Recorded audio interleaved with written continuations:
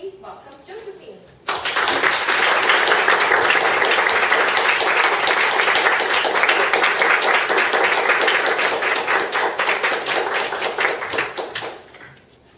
Good evening, fellow Toastmasters and welcome guests. I'm excited for this opportunity to tell you a bit more about myself.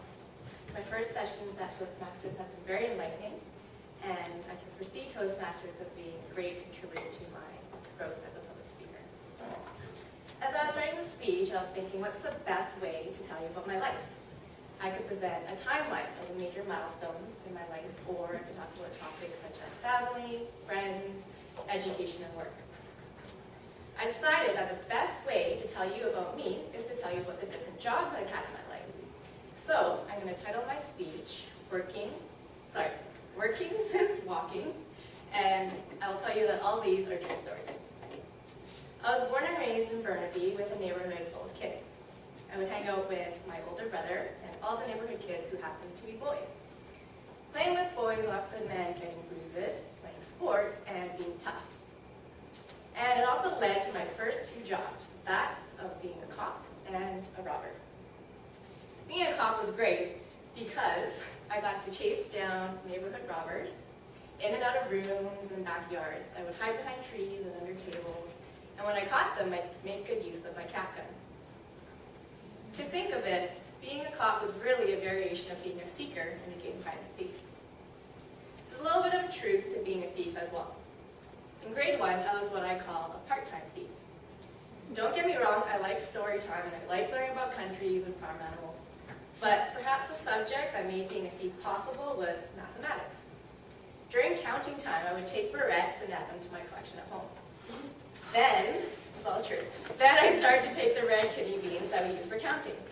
Every day I'd take a handful of beans and until I had about enough for 6 music shakers, which I crafted using cardboard toilet paper rolls, paper muffin shells, and wrapping paper to decorate.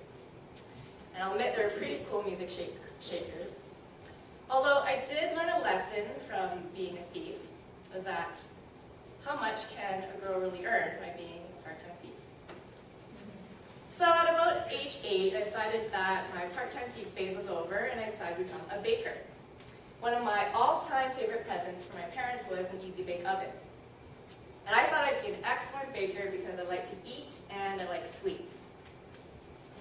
But really, how successful can a cook be by using a light bulb and a Petri-sized metal pan? So I decided to delve into fashion instead. I had a design company called Posh, and one of my favorite things to do was to design dresses, so cocktail dresses and all kinds of wonderful clothes. I would use my felts and my pencil crayons, my blank paper, and most importantly of all, my imagination to create everything from cocktail dresses to beautiful flowing gowns. That was fun for a while, but it didn't last very long. So that took me to my next job, which was at about age 11. That was when I started to become a big fan of our local hockey team, the Vancouver Canucks. My favorite player at the time, which was about in the 1990s, was Kurt McLean. I thought he was cool as a cucumber, and I liked watching him during the 94 playoffs. After 94, it went a bit downhill, but that was when I decided to become a singer-songwriter. So I was a dedicated fan through the days from Pat Quinn, Rick Lee, Tom Rennie, to Mike Keenan, from Buray to McGillney to Linden. I was with them all the way, and I wrote poems and original songs. Do you remember Coolio's song, Gangster's Paradise? And then came the wickedly funny version by Weird Al Yankovic called Amish Paradise. My song is appropriately called Canucker's Paradise.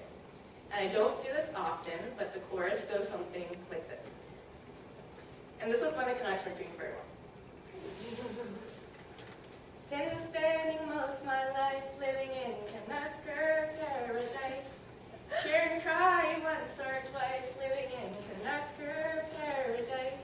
It's hard watching day and night, living in Canucker Paradise.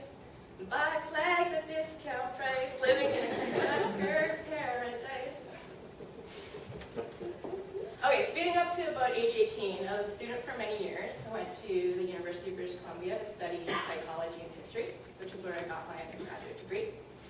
Then I went to study education, where I became a teacher. Being a teacher was wonderful because I got to see children's growth and their dedication to learning at such a young age. But I decided that teaching wasn't really what I was passionate for.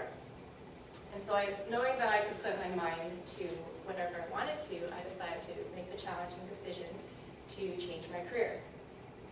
I'm happy that I made that decision because I found a career that I'm passionate about and I'm motivated to excel in.